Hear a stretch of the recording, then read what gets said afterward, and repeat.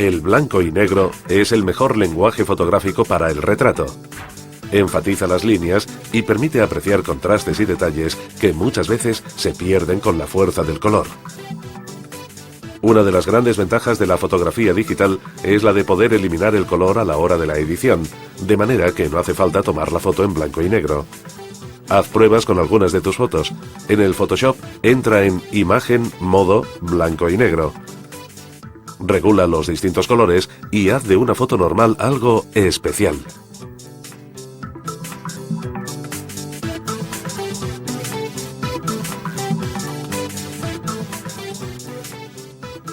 En un retrato lo que cuenta son los ojos. El resto puede estar desenfocado.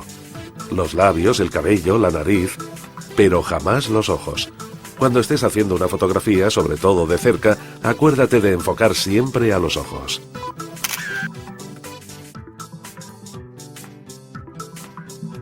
Un buen retrato es el que nos explica algo del sujeto. No siempre los detalles se pueden percibir teniéndolos de frente.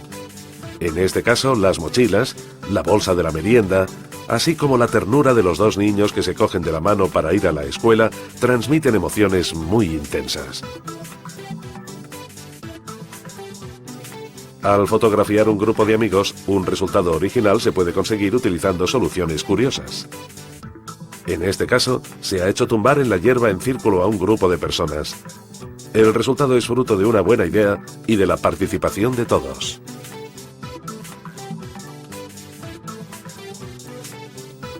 El juego de este retrato de abuela y nieta encuentra afinidades, en concreto el color de los cabellos. Busca elementos comunes en las personas que quieras retratar juntas. Te ayudarán a explicar una historia sin palabras.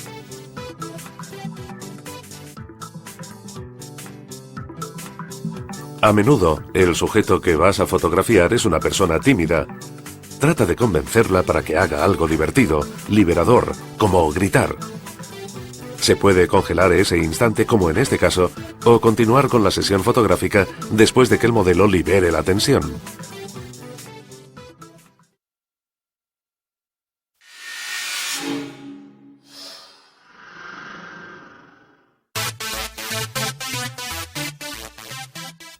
¿Qué objetivo escoger? ¿En qué punto de foco hay que regular el zoom para fotografiar personas? Hay distintas situaciones y distintas respuestas.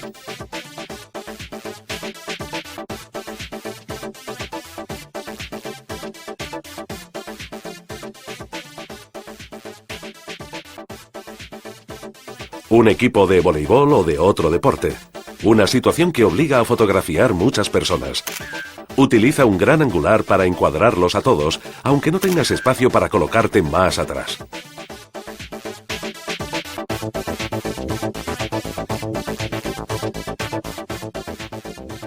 La fotografía de un solo sujeto, en cambio, requiere usar un teleobjetivo medio. Utiliza el tele con mucha apertura de diafragma para desenfocar el fondo y resaltar el sujeto.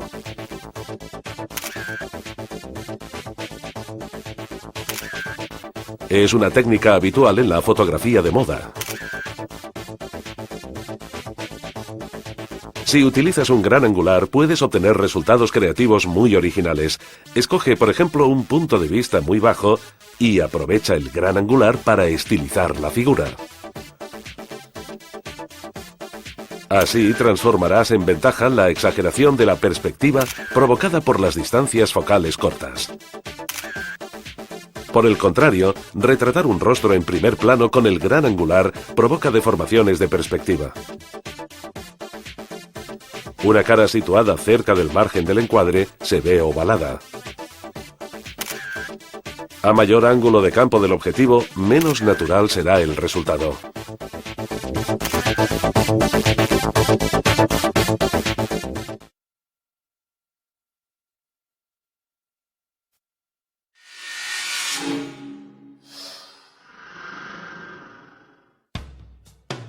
Al tomar una foto con el flash, puedes obtener una iluminación violenta, un rostro demasiado claro o una sombra muy marcada tras el sujeto.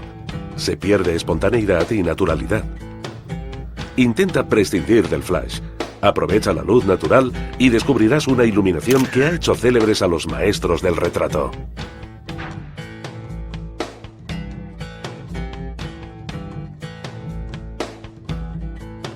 Puedes hacer retratos con luz natural usando el salón como si fuera un estudio.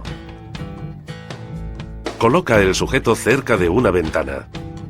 La iluminación será suave y difusa. El único inconveniente puede ser una mayor oscuridad en las zonas de sombra. Prueba a aclarar las sombras con un reflector, una simple hoja en blanco, una tela clara o un panel de Porexpan.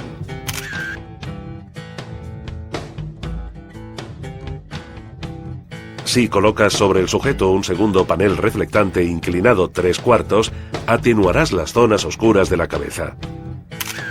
El cabello se verá así, con más detalle en la fotografía.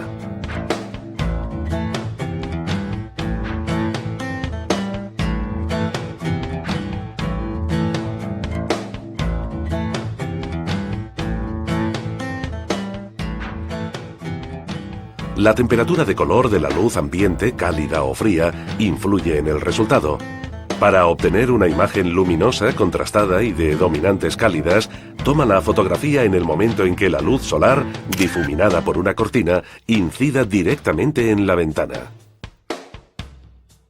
Si la ventana está en una zona de sombra, la imagen será más suave y las dominantes más frías.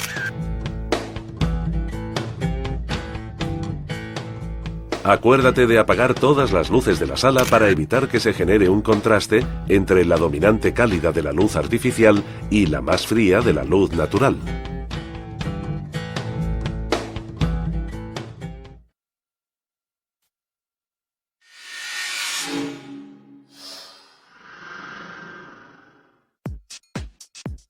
Puede ocurrir que tengas que retratar a un niño que se mueve tan rápido que la imagen quede movida o desenfocada.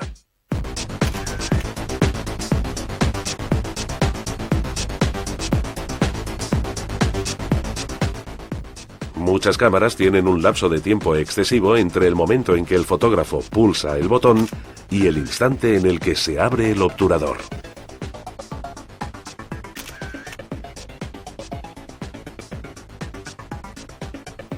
Para evitar este problema, enfoca una zona por la que el sujeto vaya a pasar, de manera que la cámara ya esté a punto para la toma.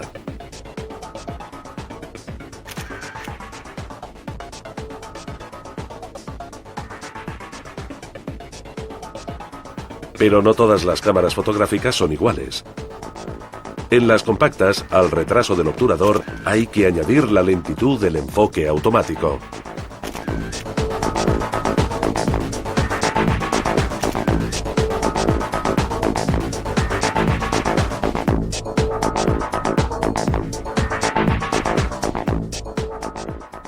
La verdadera solución al problema la ofrecen las cámaras reflex, que tienen tiempos de respuesta más rápidos.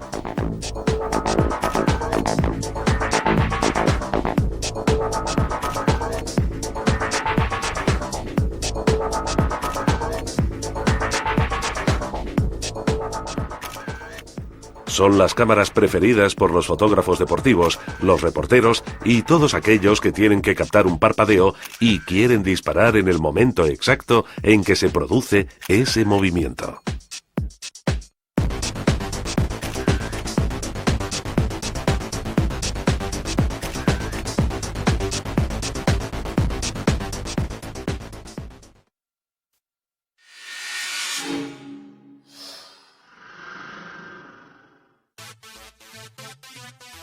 El número de píxeles y el tamaño de los sensores son dos elementos que caracterizan las cámaras digitales. A menudo, la cantidad de píxeles es lo que hace decidirse por una u otra cámara. Pero atención, porque los millones de píxeles determinan simplemente la dimensión de la impresión de una imagen. Lo que tienes que tener en cuenta, además del número de píxeles, es el tamaño de los sensores. Con la misma resolución, por ejemplo, 12 millones de píxeles, la reflex, si se compara con una compacta, utiliza sensores de mayores dimensiones que contienen píxeles más grandes.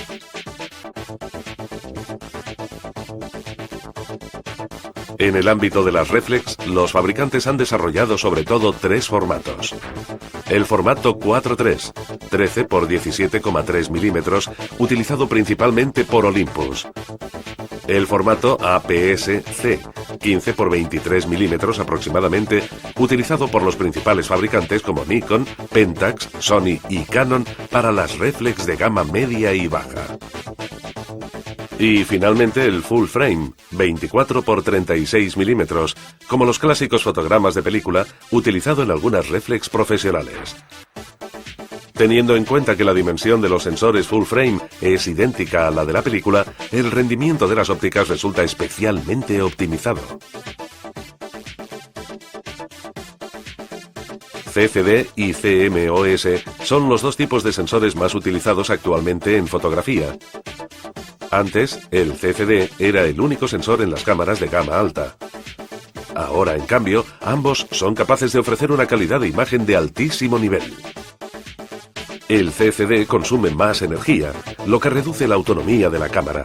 Además, tiene un coste muy elevado.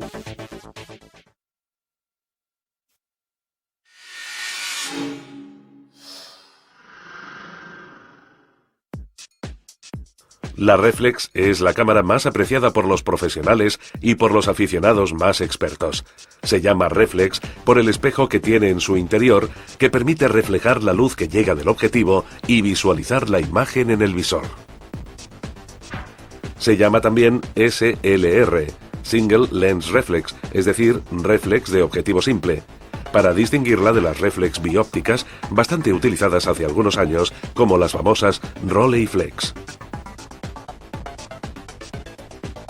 Este espejo, en combinación con el pentaprisma, permite tener una visión previa de la imagen que se va a tomar. En el momento de la toma, el espejo se levanta y permite que el sensor capture la imagen.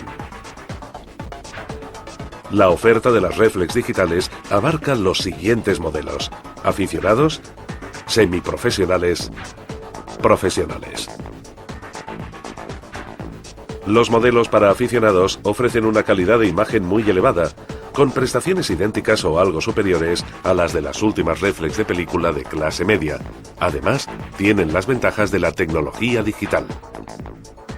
Las cámaras presentes en el mercado tienen una resolución de menos de 10 millones de píxeles y una cadencia de disparo de entre 2,5 y 3 fotogramas por segundo. Lo que marca la diferencia entre los modelos profesionales y los de aficionados es, en unos casos, los sensores. En los modelos superiores son mayores la resolución y la dimensión. Con más frecuencia, el material del que están hechas, aleación de magnesio en lugar de plástico. La calidad del visor. En los modelos superiores se llega a tener una visión del 100% del área real que capta el sensor, y en los más económicos oscila entre el 90 y el 92% del área. Finalmente, las secuencias de toma. Los modelos profesionales permiten captar muchos fotogramas por segundo, hasta 10 o 11. A la hora de escoger una cámara, ten en cuenta tus necesidades. ¿Necesitas fotografiar un Fórmula 1? ¿Harás 1000 fotos durante el fin de semana? ¿Irás al desierto? A menudo, los modelos para aficionados ofrecen todo lo necesario: calidad de imagen y velocidad de toma.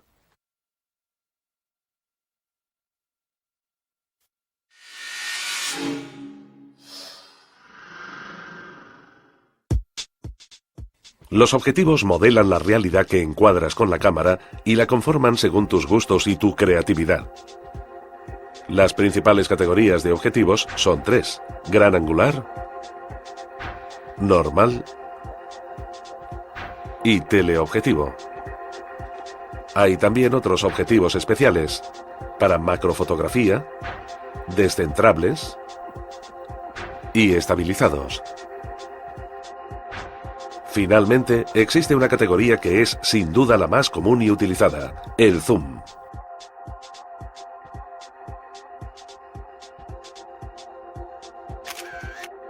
Los objetivos ofrecen resultados diferentes en función del ángulo de campo que son capaces de cubrir. Y es precisamente el ángulo de campo el que determina la clasificación de los objetivos en tres categorías: Los gran angulares tienen un amplio ángulo de campo. Así, el sujeto se ve más pequeño, ya que en el encuadre se muestra una porción más amplia de la imagen. Los teleobjetivos tienen un ángulo de campo mucho menor, y en el encuadre aparece solo una parte del sujeto que de esta manera resulta más grande. Los normales permiten reproducir una escena con una perspectiva parecida a la que ve nuestro ojo. Fíjate que en máquinas digitales distintas, utilizando el mismo objetivo, las distintas dimensiones de los sensores determinan una variación del ángulo de campo.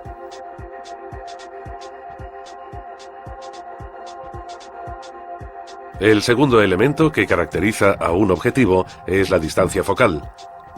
Se trata de un valor en milímetros que indica la distancia entre el centro del objetivo y el plano del sensor o de la película. Normalmente se utiliza el valor de la distancia focal con referencia al formato de 24 por 36 milímetros, el estándar de la película, y que en fotografía digital se define como full frame. Los gran angulares tienen una distancia focal inferior a los 50 milímetros.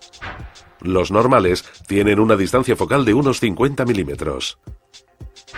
Y los teleobjetivos tienen una distancia focal superior a los 50 milímetros.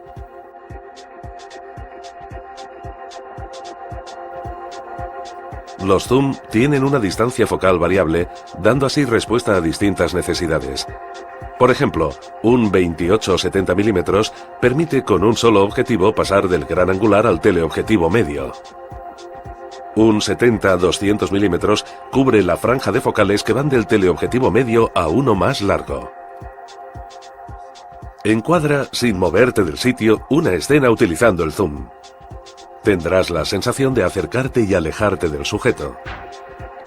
En realidad, es más correcto decir que el zoom modifica el ángulo de campo. Con una distancia focal larga, por ejemplo de 200 milímetros, se obtiene un ángulo de campo más estrecho y, por tanto, un acercamiento. Por el contrario, con una distancia focal más corta de 70 milímetros, el sujeto parecerá más lejano.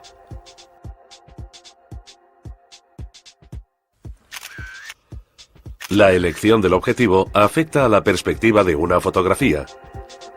Los gran angulares enfatizan las líneas de fuga y las perspectivas.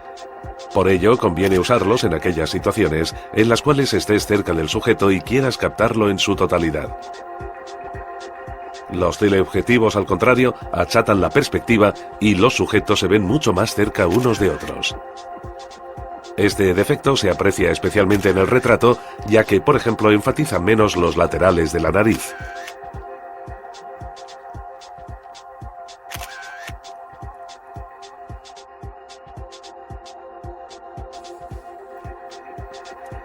Se entiende por profundidad de campo la amplitud de los planos nítidos en una fotografía. Es un elemento determinado por tres factores: el diafragma, la distancia focal y la distancia de toma. Los gran angulares garantizan una mayor profundidad de campo.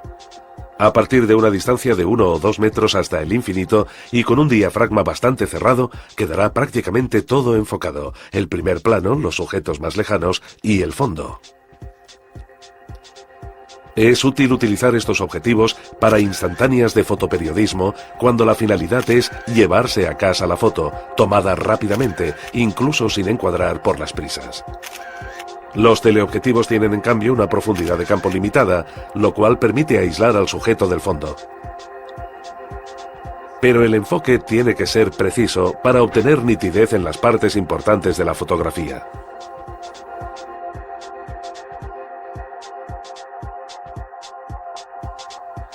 También existen otros objetivos más especializados.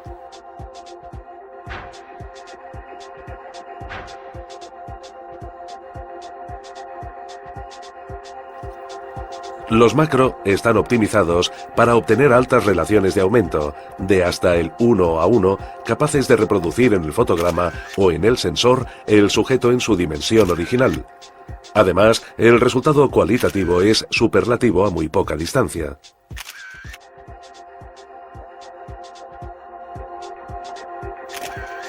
Al usar un teleobjetivo, se corre el riesgo de tomar fotos movidas debido al ángulo de campo reducido. El sistema de estabilización capta las vibraciones de la mano y las compensa con un movimiento idéntico pero opuesto, anulándolas. La estabilización ya está presente incluso en las cámaras compactas y en la gama baja de objetivos para las reflex.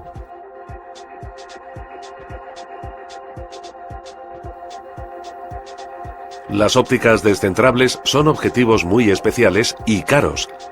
Se utilizan principalmente en la fotografía de arquitectura. Permiten fotografiar un edificio alto sin tener que inclinar la cámara, lo que provocaría una perspectiva equivocada con molestas líneas de fuga. Estos objetivos permiten trabajar con una reflex normal casi igual que con una cámara de gran formato, como las profesionales que se utilizan en los estudios.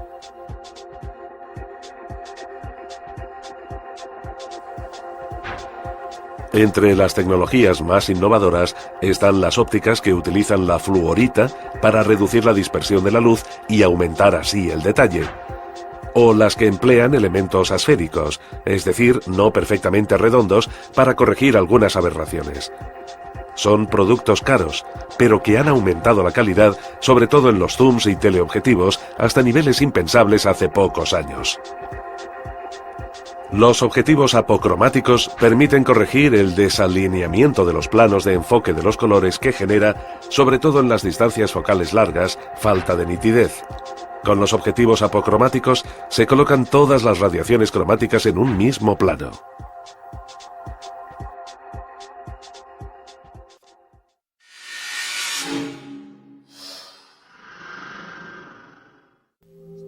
A menudo se confunde el formato, que es la manera de guardar el archivo de la imagen en la cámara.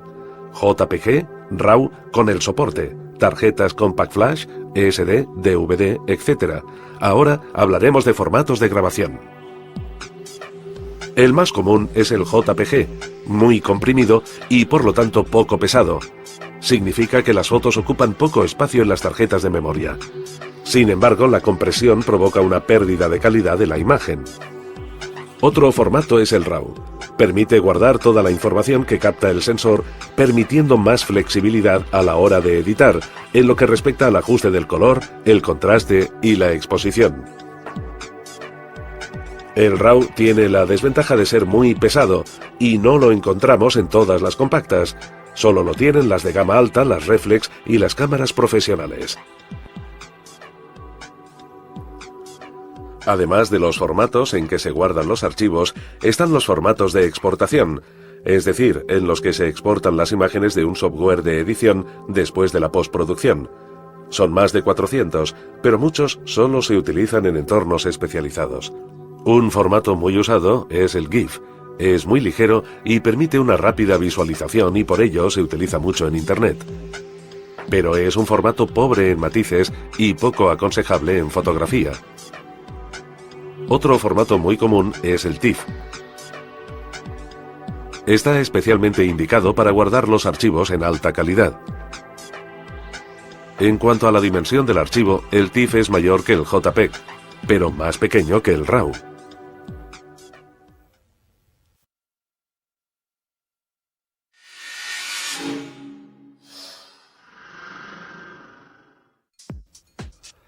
Todas las estrellas italianas del espectáculo tienen un fotógrafo de confianza, Enrico Ricciardi.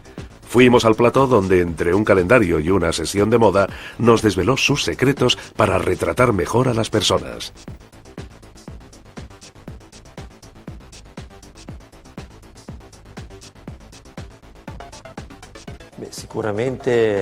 Sin duda, la forma de comunicarse con el personaje, hacer que se sienta cómodo y evitar que los distintos elementos que forman parte de la sesión fotográfica, como el maquillaje, el peinado, el estilismo, etc., creen tensión. Crear esta atmósfera mejora el resultado final del trabajo, independientemente de la técnica utilizada y de la postproducción.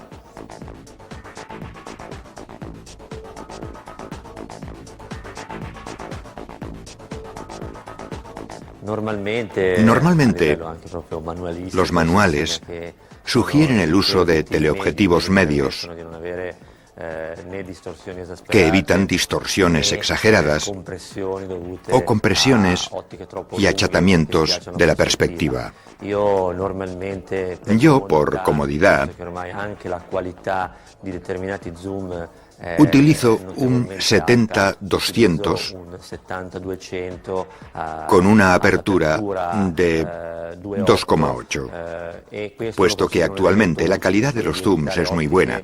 Me parece útil tener ópticas cuya luminosidad no cambia al variar la distancia focal.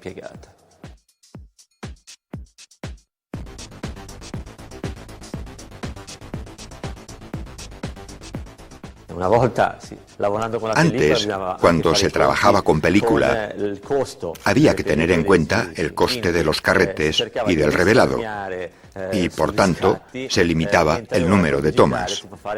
Ahora, en cambio, con la fotografía digital, se pueden hacer tantas fotos como se quiera. Aunque hay que decir que cuando se trata de personas, la expresión del sujeto puede cambiar de un momento a otro, y por lo tanto es mejor no tomar una foto cada 5 minutos. Cuando tenemos delante una persona, ésta se mueve, cambia. Entonces, ¿por qué no aprovechar las ventajas del digital y disparar todo lo que queramos? Esto no quiere decir que podamos olvidarnos de preparar el set, las luces y todo lo demás, pensando que de 6.000 fotos ya saldrá alguna buena.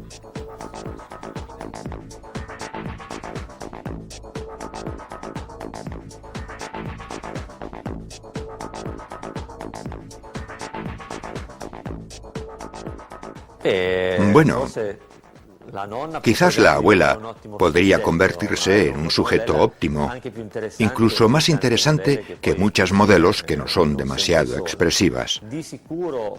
Sin duda, las técnicas de postproducción pueden ayudar mucho, pero ahora el peligro es que en el estudio se piense que, como luego tenemos el ordenador, respecto a hace 10 años, está decayendo la calidad de muchos elementos que, sin embargo, son fundamentales.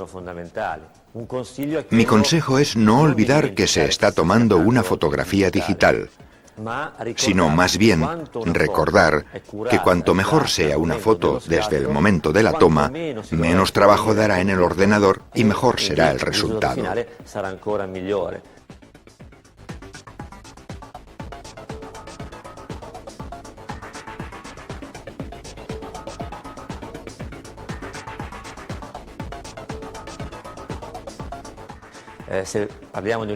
En la imagen publicitaria, lo que importa es la eficacia del mensaje, de modo que la expresividad de la modelo se busca y se potencia. Lo que es importante para el fotógrafo, que es quien tiene que crear, es construir una imagen sin perder de vista el estilo. Cada vez es más difícil dar estilo a una imagen, puesto que vemos demasiadas iguales. En esto, el ordenador, por desgracia, no ayuda, y se está llegando a la homogeneización. Antes se sabía si una foto era de Helmut Newton o de Cartier-Bresson.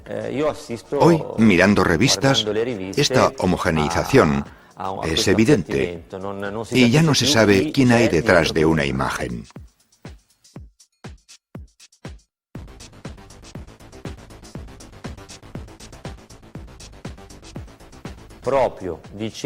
Precisamente diciéndole, no te preocupes, se trata de fotos digitales.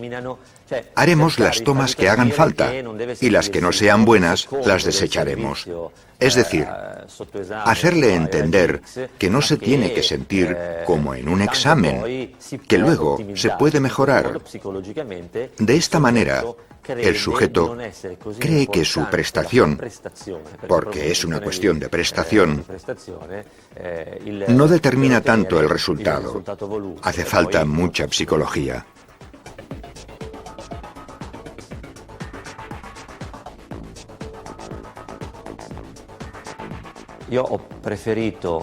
Yo prefiero también ocuparme personalmente de la fase de postproducción.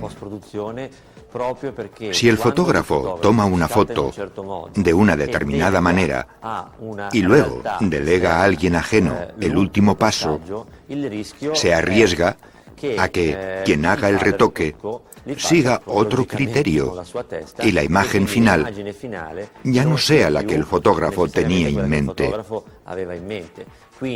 Así, si se controla de manera personal todo el proceso, se garantiza un resultado que, de verdad, sea obra del fotógrafo.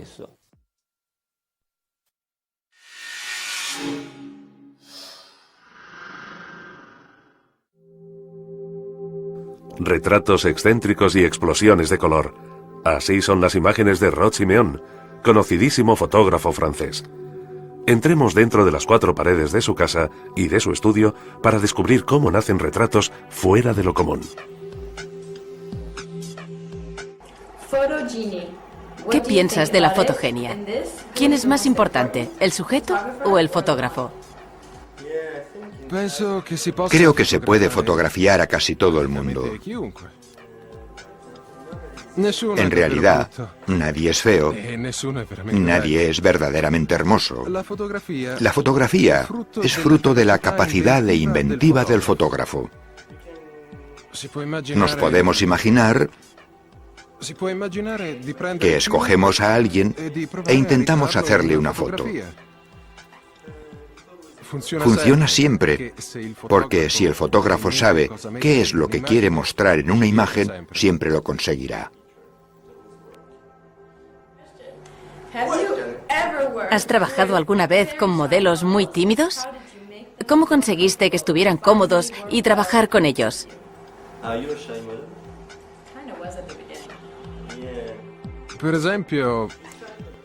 Me ha ocurrido, por ejemplo, tener que retratar a un chico muy tímido, que estaba totalmente aterrado delante de la cámara y no conseguía moverse con naturalidad frente al objetivo. Se me ocurrió pedirle que hiciera posturas rarísimas, hasta que se olvidó totalmente de la cámara. Al final conseguí hacer fotos muy bonitas. Él era muy alto y musculoso, y mis fotos reflejaron la fuerza y la presencia de su físico. Tus retratos son fuertes, irreverentes y agudos. ¿Cómo encuentras la inspiración para llevarlos a cabo? Sinceramente, la mayor parte de mis fotografías nacen de la improvisación. Cojo una modelo, sonríe a la cámara. Juego siempre con la modelo, hasta que tenemos un buen feeling. La inspiración para mí nace de la improvisación. Yo prefiero improvisar y no prepararme antes. Cada vez que he preparado una sesión, las cosas no han funcionado como estaba previsto. ¿Intentas representar la personalidad del sujeto o te gusta inventarla? ¿Qué parte es obra del sujeto y cuál es obra de tu creatividad? Esta es una pregunta muy interesante. A mí no me gusta preparar las fotos con los modelos. Prefiero descubrir a las personas durante la sesión.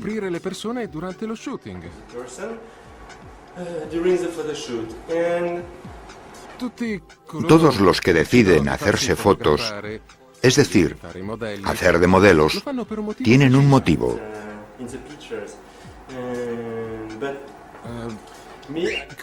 Esta motivación aparece siempre en la fotografía. Yo intento llevar siempre a las personas más allá del límite. Busco que la razón por la que se hacen retratar sea visible en el resultado final. Yo no hago más que revelar algo que existe, no lo invento.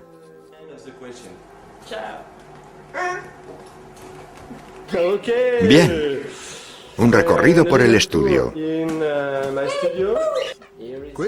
Este es un lorito, protagonista de algunas de mis fotografías. Este sofá lo utilizo en muchas de mis fotos.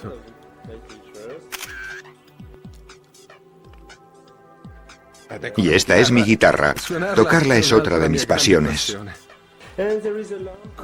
Esta es una de las lámparas que empleo más a menudo. Uso muchas para obtener distintos efectos de luz. La iluminación es algo realmente importante. Algunos libros. La inspiración es muy importante. Mis fotógrafos favoritos son fotoperiodistas. Me encanta el fotoperiodismo. Ahora, los cables.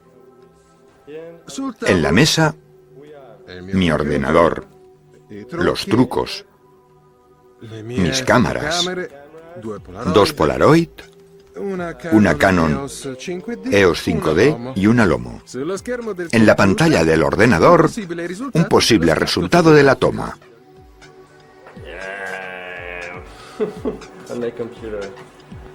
¿Estás lista?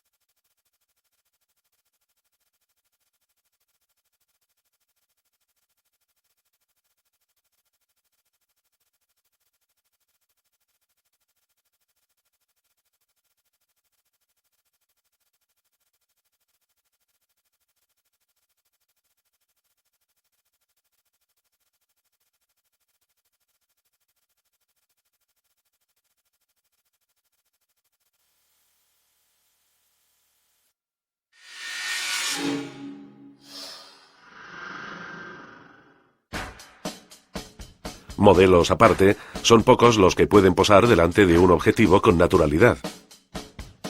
No renuncies a fotografiar a tus amigos, aunque sean tímidos. Intenta sorprenderlos cuando estén despistados. Si eres rápido y aciertas el momento, obtendrás imágenes naturales y espontáneas. Fotos robadas. Quédate a cierta distancia del sujeto sin interferir en lo que está haciendo. Tienes que tener un buen teleobjetivo y una máquina fotográfica que reaccione rápido, sobre todo al enfocar.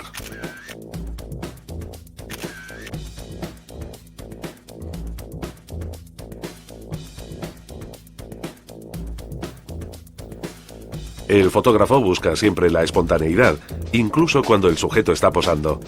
La fotogenia, como canon estético, es un falso mito. Se refiere a la capacidad del sujeto retratado de mostrarse con naturalidad. Si la persona parece un poco cohibida, haz que se sienta cómoda. Así estará más serena y, por lo tanto, resultará más fotogénica. Saca a relucir tus dotes comunicativas. Habla con él. Intenta distraerlo.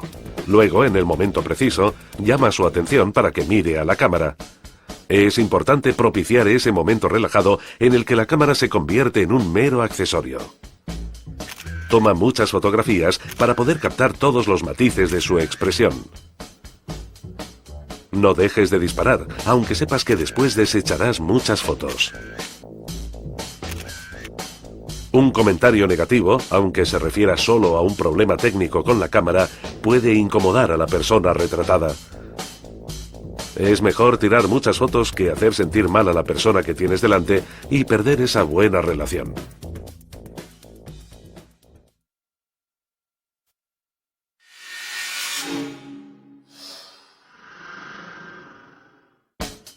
Desde un punto de vista técnico, hay pequeñas reglas que se deben seguir para obtener buenos encuadres.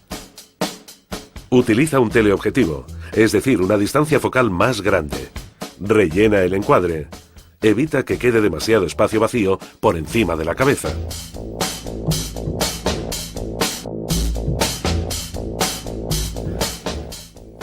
En un primer plano, evita cortar al sujeto a la altura de la barbilla. Para un correcto equilibrio de los pesos, divide la foto horizontalmente en 3 partes iguales y sitúa la línea de los ojos en el primer tercio.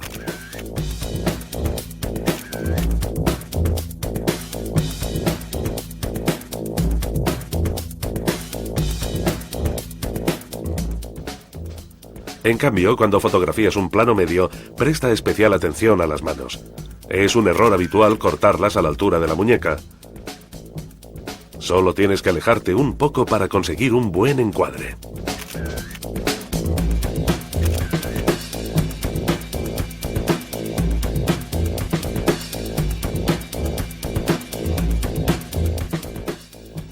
En el caso de la figura entera, podrías, por falta de espacio, estar obligado a utilizar una distancia focal más corta en lugar del teleobjetivo.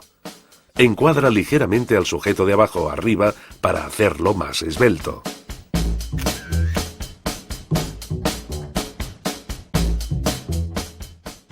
Si quieres utilizar el gran angular, prueba con encuadres desde arriba. Huye de los tópicos y busca situaciones divertidas.